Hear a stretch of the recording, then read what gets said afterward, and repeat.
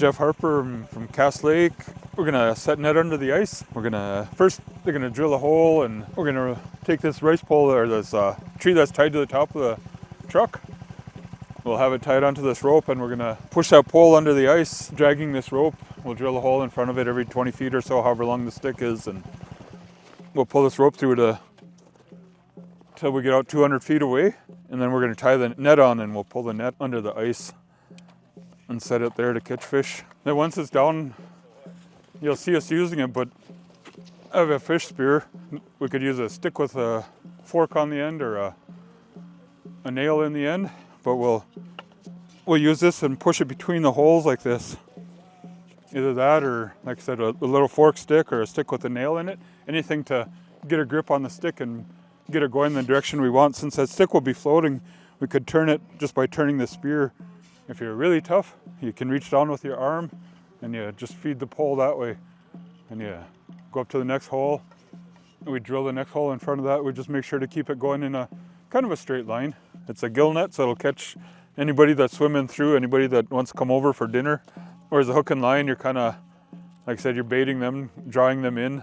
There's a lot of people, a lot of uncles and elders in the community who took us out. Maybe Maynard Raish was one of the first that actually took us out and showed us gave us a lot of good tips, but we had a lot of friends and cousins who did it, and we just tagged along when we were young.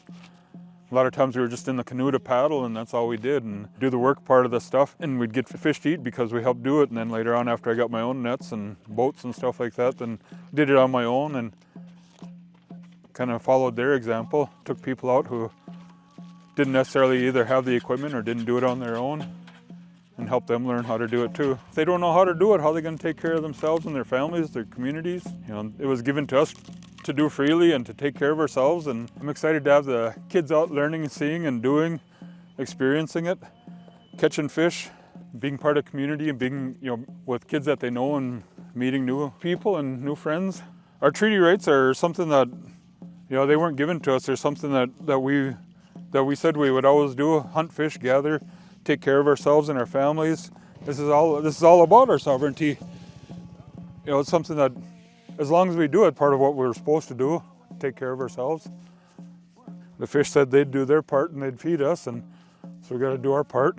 So the net is 6 feet deep, and we don't want the mesh to get stuck to the ice and freeze, because it's plastic rope, cotton ropes and stuff, and if they freeze to the ice, then we break our net and we have to rebuild it then. The fish are swimming. They're coming up out of the deep water, over in the deep water over there, and up to the shallow water to feed. And so we're hoping to catch them when they're coming up out of there. So depending on the fish, the game fish, they'll be eating during the daytime, so they'll come up. And then fish like tullibees, they'll be swimming and eating in any time of day. A lot of times they're more active during the late evening through early morning when it's darker and they feel more protected.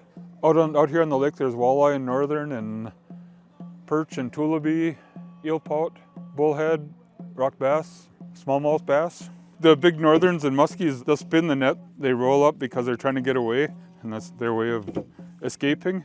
And so a lot of times, that's what we'll see when we catch them. It'll be all rolled up. But if we shake it out and untangle it from their teeth, then we'll be able to reset it again right away. This is called lead line. It has lead weights inside of it. And on the opposite side is a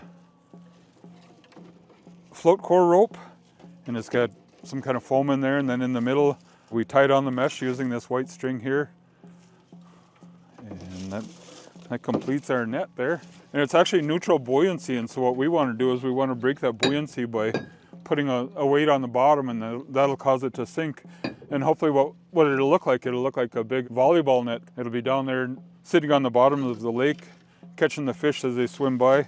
When we're running blind, it's 200 feet worth of net, and probably 1 million fish holes in there potential, but just depends on how many come by. So you might get 2 to 20 fish, and we can't really pick out what species we want. We take what we get and we enjoy all of them.